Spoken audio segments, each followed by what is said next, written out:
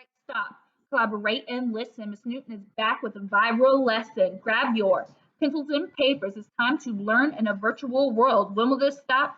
I don't know, but we have to stay in our homes. I miss you so much. Thank you for joining. Let's get started, boys and girls. Good morning. Happy Monday, boys and girls. I hope you had a wonderful weekend. You stayed at home and you stayed safe. I have a few shout outs to give you. I had about 16 people do assignments last week. That's not a lot, but thank you to those 16 people. So I have some shout outs. Kamara, Anthony, Abby, Ashley, Honey, Anaya, Brooklyn, Sophia, Savage, Kiera, Sierra, Cameron, you guys all had a substantial amount of your Go Formative finished for the week. I really appreciate that. In addition, I had some kiddos do iReady lessons. Peyton, Madison, De'Eric, Alexis, Savage, Abby, Honey, Brooklyn, and Kiera. Thank you guys. You're awesome. You're staying on top of your assignments, and that's exactly what I need you to do. Those of you who are watching my videos and not doing your assignments, why? Let me know. If you can't get on Go Formative, if you can't get on iReady, so I know what the problem is, okay? So I have some announcements that'll hopefully make the week easier for you. So speaking of iReady and Go Formative, here is our weekly agenda. Every day is going to follow this exact same format. Mondays, I'm always going to post YouTube videos. I'm always going to post something on Go Formative, and I'm going to give you a weekly iReady assignment. iReady, you still have to get 45 minutes. You still have to pass a lesson. That is an ongoing thing that we've been doing all year. That is still part of your assignments. Tuesdays, you're just going to work on your Go Formative and whatever you didn't get done on iReady. Wednesdays, new YouTube video, Go Formative, whatever you didn't get done on iReady. Thursdays, I'm not going to post a new video. You need to finish up whatever is on Go Formative or iReady. On Friday, some of you guys probably already got messages from me or your parents or whoever got a message from me. On Fridays, I'm going to give you guys feedback on Go Formative, and whoever didn't get things done, you're getting a parent contact, okay? So our lesson today is going to be over figurative meaning. We've talked about context clues, we've talked about denotation and connotation and their word meanings. So our last type of word meaning that we're going to be reviewing is figurative meaning. So our objective for today is I can determine the meaning of figurative words and phrases in a text. So if you look at my Bitmoji and I'm telling you I am nuts about you, we know a nut is literally something that we eat that grows in trees or in the ground. But if I say I'm nuts about you, nuts in this context means I'm crazy about you, I enjoy you. So nuts is not meant to be taken literally, it's meant to be understood figuratively. So it is a figurative phrase. So my co-teacher here is going to be helping us through this slide. Figurative meaning. When I'm telling you to identify the figurative meaning of something, I'm talking about words, phrases, and sentences that are meant to describe things in a more vivid or creative way to help create understanding in a text. It is not meant to be translated literally. So if I am having a snack attack, that doesn't mean all my cookies and cakes and chips are coming out of my cabinets to attack me and kill me. That means I'm really hungry and I want some snacks.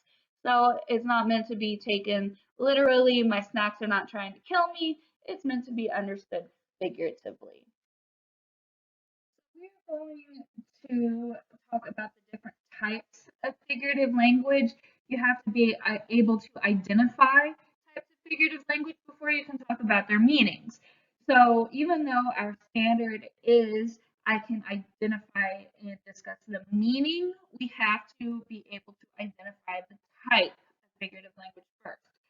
So there are a lot of different types of figurative language, but we're going to talk about the four most commonly used types of figurative language: simile, metaphor, hyperbole, and personification. This is a review. So simile is a comparison of two unlike things using the words like or as. So like or as is the comparison. Just because the word like or as is in the sentence doesn't automatically make it a simile. It has to be comparing two things. So my brothers are as loud as cymbals clanging together. So cymbals are a type of musical instrument. They're really loud when you bang them together. So it is comparing brothers to this loud musical instrument. So they are um, really obnoxious when they're together. A metaphor, this one is a little more difficult to identify. We're still comparing two things, but we do it by saying the two things is another. So the new baby was a bundle of joy. Was is the form of is. So the baby is not literally joy. It is comparing baby to something that makes people happy. Hyperbole is an exaggeration that can't possibly be true. So it felt as if I had walked a million miles to school as a hyperbole because it is impossible to walk a million miles. It is saying that the walk to school was really long and tiresome. And personification, giving human qualities to non-human things. The morning sun smiled down on me as I walked to the bus.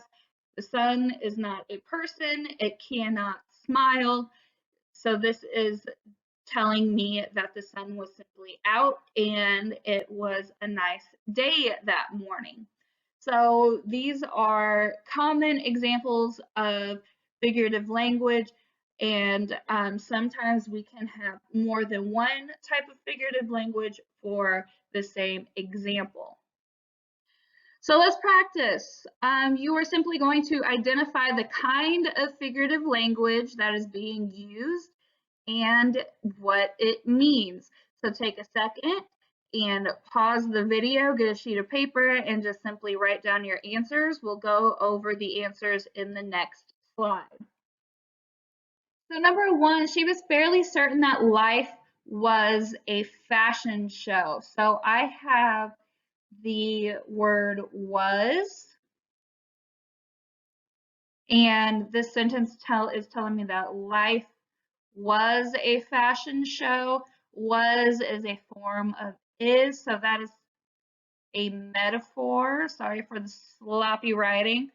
So if life was a fashion show, that is telling me that this person is really concerned with her clothes and looking good, and that was the most important thing in life. So that is a metaphor. Number two, food, Chris inquired, popping out of his seat like a toaster strudel. So I see the word like. Um, so that automatically tells me that this is probably going to be a simile. So the two things being compared is Chris and his action of popping out of his seat to a toaster strudel. So when you put a toaster strudel in the toaster, it pops up. Chris was excited about hearing about food, so he jumped out of his seat in excitement. Number three, Peggy heard the last piece of cheesecake in the refrigerator calling her name. So the cheesecake is doing an action calling her name. So cheesecakes can't speak, so it wouldn't be saying Peggy from the refrigerator. So this is personification. So we are using personification to describe how Peggy wanted the cheesecake from the refrigerator. And then the last one, that was the easiest question in the world. There is no such thing as the easiest anything in the world. That is an exaggeration. We can't prove it's the easiest thing in the world. So that is a hyperbole, just explaining that the question being asked was very simple. So here are your assignments for today. You have a new iReady teacher assigned lesson, analyzing word choice in informational text. You have about 4 other iReady assignments that not very many people have completed. So your expectation is still to get 45 minutes and 1 past lesson for the week. The second thing you need to do is today's practice assignment on Go Formative. It's really short, only 5 multiple choice questions over figurative meaning. The upcoming week, you're going to have assignments on Go Formative from Tuesday to Thursday, and on Friday, I'm going to give you feedback. And also, don't forget that on Wednesdays, I post my second video of the week. If you have not gotten on Go Formative yet to create your account, go back through my old videos and there are step-by-step instructions on how to get on there. So that's what you guys have for the rest of today and the week. So here's a little bonus footage. We've been out of school a month today, boys and girls. That is completely insane. So I'm sure you're running out of things to do. My co-teacher is not doing his job right now. So I have some suggestions for you guys. I have been also bored and I've come across a couple of things that I've really enjoyed, and it's making me a little bit more happy. The first one, I found this documentary series on Hulu called I Love You, Now Die. It's about the girl who a few years ago was charged with manslaughter because she was sending her boyfriend text messages to encourage him to kill himself. So that documentary is about the trial and whether or not you can charge someone with simply texting. So it's really interesting to hear the arguments. Someone you should follow on Instagram is Leslie Jordan. If you guys have ever seen American Horror Story, he is in the witches season. So he's the short little southern sassy witch that's on the council. His Instagram is hilarious. So you guys should follow him and check it out. I think you would get a laugh. A movie you guys should watch is called Booksmart. It's a lot like the movie Superbad, but it's about 2 girls who are about to go off into college and they try to live like the best night ever before they both go off into college. So it's really cute and fun. And then a novel that you guys should read is called Thanks for the Trouble by Tommy Wallace. So I really like that book. It's a young adult book. It's about this boy who is writing his college admission essay, and he is telling a story about a girl that he met that claimed to be 200 years old, and about like their relationship over the next couple of days. Of course, there's a little bit of love story and a little mystery, so I think you guys would enjoy that as well.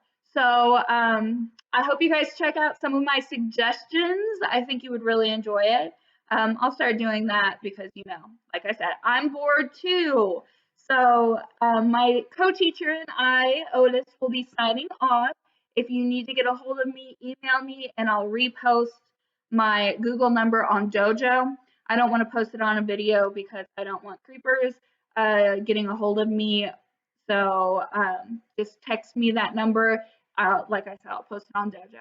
Have a wonderful day, and I will see you guys again on Wednesday with my new video. Bye.